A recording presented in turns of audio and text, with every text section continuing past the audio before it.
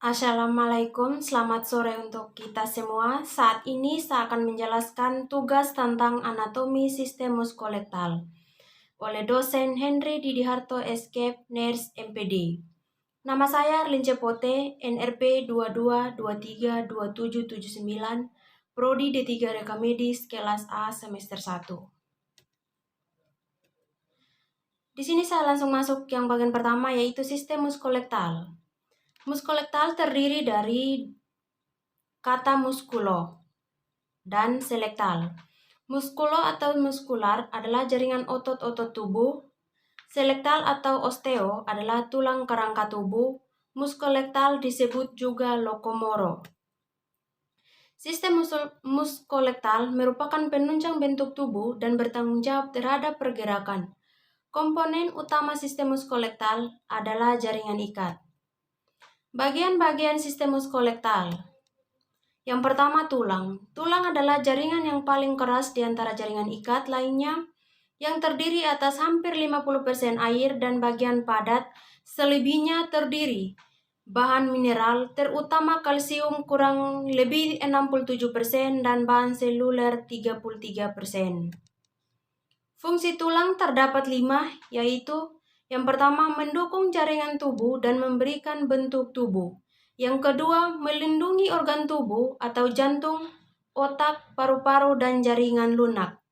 Yang ketiga, memberikan pergerakan atau otot berhubungan dengan kontraksi dan pergerakan. Yang keempat, membentuk sel-sel darah merah di dalam sumsum tulang atau hematopoiesis. Yang kelima, menyimpan garam-garam mineral atau kalsium, fosfor, magnesium, dan fluor. Struktur tulang. Jaringan tulang terdapat 2, yaitu jaringan tulang padat dan jaringan tulang berongga.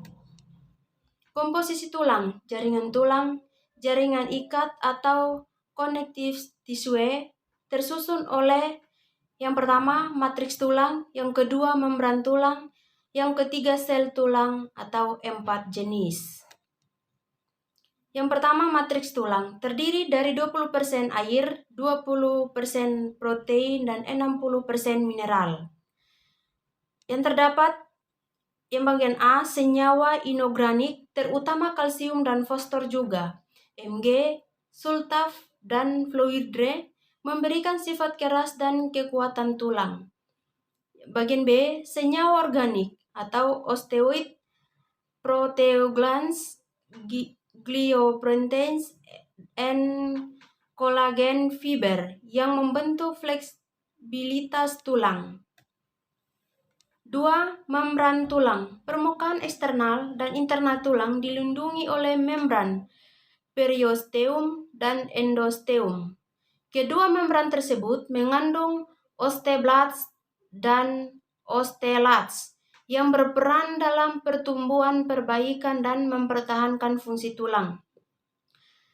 Periosteum atau peri melapisi osteo tulang, terletak pada bagian luar tulang yang tidak memiliki cartilage, dilalui oleh pembuluh darah, limfa, dan syaraf yang berpenetrasi atau masuk ke dalam tulang. Endosteum. Membran osteogenik seperti halnya periosteum yang mengandung osteocytes and osteolasts. Endosteum melapisi bagian dalam tulang yang mengandung sumsum atau pembuluh darah. Sel tulang terdapat 2, yaitu osteoprogenitor, osteo, bone pro, pressure genitor, produce. Jenis selnya belum berdifferensiasi, mampu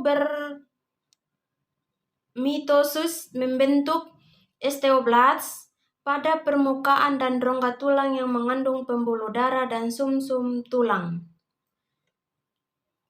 Yang kedua, osteoblasts. Sel pembentuk sel tulang dan matriks tulang pada permukaan dan rongga tulang yang mengandung pembuluh darah. Osteocytes menyusun sebagian besar struktur tulang. Selnya hasil diferensiasi dari osteoblasts terdapat di sekitar matriks tulang dan berfungsi mempertahankan matriks tulang.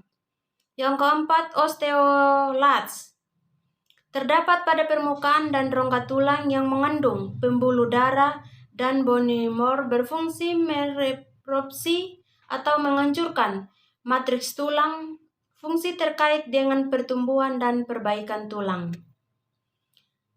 Klasifikasi tulang. Yang pertama, tulang panjang atau long bones biasanya berfungsi sebagai pengungkit atau pengangkat beban, terdapat pada tulang anggota gerak atau atas bawah. Yang kedua, tulang pendek berbentuk kuboidal atau kubus, contoh tulang pada pergelangan tangan atau kalpas dan kaki tralas. 3. Tulang pipi. Permukaannya luas, biasanya berfungsi untuk melindungi organ dan tempat melekatnya otot. Contohnya tulang kranial, frontal, parietal, occipital, temporal, tulang iga. 4. Tulang tidak beraturan. Bentuk, ukuran, dan permukaannya bervariasi. Contoh tulang belakang. 5. Tulang sesamoid. Merupakan tulang kecil di sekitar tulang yang berdekatan dengan persediaan dan didukung oleh tendon dan jaringan fasial. Contoh tulang patella. Bentuk dan konstruksi tulang ditentukan dan gaya yang bekerja padanya. Tulang rawan terdiri dari serat-serat yang dilekatkan pada gelatin kuat, tetapi fleksibel dan tidak bervasikuler. Sel-sel tulang rawan yang disebut kondroblast. Sel-sel kondroblast mengelurkan matriks yang disebut kondrin. Berdasarkan jenis dan jumlah serat di dalam matriks ada 3 macam tulang rawan, yaitu yang pertama, tulang rawan hialin yang mengandung serat kolagen dijumpai di ujung tulang rusuk.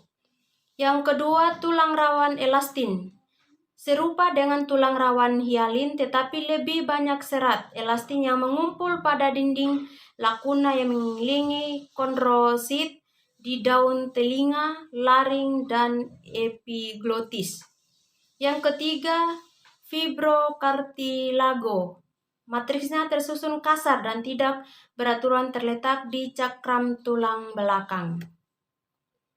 Ligamen. Ligamen adalah suatu susunan serabut yang terdiri dari jaringan ikat. Keadaannya kenyal dan fleksibel. Ligamen menghubungkan tulang dengan tulang lainnya dan mempertahankan stabilitas. Contoh di bagian lutut meliputi ligamen patella, pergelangan tangan, ligamen dorsal radiokarpal, ligamen kolateral, ligamen palmar, radiokarpal. Ligamen pada daerah tertentu melekat pada jaringan lunak untuk mempertahankan struktur. Contoh ligamen ovarium yang melalui ujung tuba ke peritoneum. Fascia. Fascia adalah suatu permukaan jaringan penyambung longgar yang didapatkan langsung di bawah kulit sebagai fascia superficial atau pembungkus tebal, jaringan penyambung fibrous yang membungkus otot saraf dan pembuluh darah. Fungsi utamanya sebagai pembungkus pelekat serta pemisah antara otot-otot serta organ-organ internal. Fascia terletak di mana-mana, mulai dari tendon, ligamen, dan organ. Bursae. Bursae adalah kantong kecil dari jaringan ikat di suatu tempat di mana digunakan di atas bagian yang bergerak, misal antara tulang dan kulit, tulang dan tendon, otot-otot. Bursae dibatasi membrane sinovial dan mengandung cairan sinovial. Fungsi sebagai bantalan di antara tulang dan tendon agar tulang, sendi, dan otot tidak bergesekan satu sama lain saat bergerak. Tendon. Tendon adalah ikatan jaringan fibrous yang dapat padat yang merupakan ujung dari otot yang menempel pada tulang. Fungsi tendon yaitu membantu memungkinkan pergerakan tubuh yang bebas dan fleksibel seperti berlari, melompat, berjalan, mengangkat, menari, dan kegiatan fisik lainnya yang dapat dilakukan tendon. Selaput tendon berbentuk selubung dari jaringan ikat yang menyelubungi tendon tertentu, terutama pada pergelangan tangan dan tumit. Selubung ini bersambungan dengan membran sinovial yang menjamin pelumasan sehingga mudah bergerak. Sendi, a joint atau sendi articulation, tempat persambungan dua tulang. Berdasarkan jenis gerak sendi terbagi 3 tipe, yaitu yang pertama sendi yang tidak dapat bergerak, sendi dengan sedikit bergerakan, sendi yang mampu bergerak bebas. Contoh suture pada tulang tenggorokan kepala. Yang kedua, sendi antara tibia dan fibula yang berupa ligamen. Sendi ambriotroces. Tulang pada sendi ini biasanya disambungkan dengan jaringan ikat hyaline, cartilage atau fibrocartilage. Contohnya sendi antara tulang iga. Sendi diartoris. Sendi yang biasa melakukan gerakan bebas. Gerakan bebas bisa dilakukan karena pada kedua ujung pangkal tulang tidak dihubungkan dengan jaringan sehingga tulang bisa bergerak bebas. Jenisnya sendi peluru, sendi putar, sendi luncur, sendi pelana, sendi engsel, dan sendi kondyloid. Otot atau muskulo atau muscule. Jaringan yang berfungsi sebagai alat gerak aktif. Otot merupakan jaringan pada tubuh manusia yang dapat berkontraksi atau mengerut dan relaksi mengendur. Pada saat berkontraksi, otot akan jadi lebih pendek dan sebaliknya saat relaksi otot akan memanjang. Sistem otot terdiri dari otot, fascia, tendon. Otot membentuk 43% berat badan, 1,3-nya merupakan protein tubuh dan setengahnya tempat terjadinya aktivitas metabolik saat tubuh istirahat. Proses vital dalam tubuh seperti kontraksi jantung, kontraksi pembuluh darah, bernapas, peritas usus terjadi karena adanya aktivitas otot. Histologi jaringan otot secara umum tersusun atas 3 komponen, yakni jaringan ikat, jaringan otot, dan sistem membran.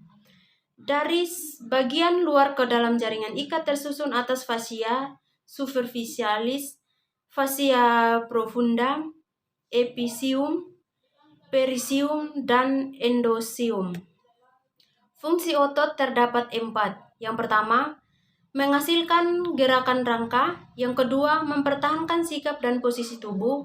Yang ketiga, melindungi organ vital. Yang keempat, menopang jaringan lunak. Jenis-jenis otot yaitu otot polos. Otot polos merupakan otot yang bekerja tanpa kita sadari atau kendaki. Otot polos bekerja atas perintah otot dan kebutuhan tubuh. Fungsi otot bergantung pada letak dan posisi di dalam tubuh. Contohnya, yang pertama, otot polos di saluran pencernaan berfungsi membantu perjalanan makanan. Yang kedua, di kandung kemih bekerja menahan dan melepaskan urin. Yang ketiga, pada mata berfungsi untuk mengubah ukuran iris dan mengubah bentuk lensa mata. Otot tersebar di seluruh tubuh melalui dari saluran pernapasan rahim, kandung kemih, hingga saluran pencernaan. 2. Otot jantung. Otot jantung merupakan penyusun dinding jantung yang berfungsi memompa darah baik menuju jantung maupun sebaliknya, sehingga terjadi sirkulasi darah. Tidak seperti otot rangka yang dapat dikendalikan secara sadar, namun otot jantung bekerja secara otomatis tanpa kita sadari. Yang ketiga, otot rangka. Otot rangka adalah jaringan otot yang melekat pada tulang manusia. Otot rangka menjadi satu-satunya jaringan otot yang bisa dikendalikan secara sadar. Kelompok otot berdasarkan gerak dasar tertentu. Yang pertama, otot flexor, otot yang menyebabkan gerakan fleksi atau membengkangkan tulang, misalnya muskulus bicep, berarti membengkangkan lengan bawah. Otot extensor, otot yang menyebabkan gerakan ekstensi. Otot abductor, otot yang menyebabkan gerakan adduksi. Otot aduktor, otot yang menyebabkan gerakan aduksi, misalnya musculopectoral major atau otot dada besar menyebabkan gerakan aduksi lengan atas dan sendi bahu, jadi berlawanan dengan musculus.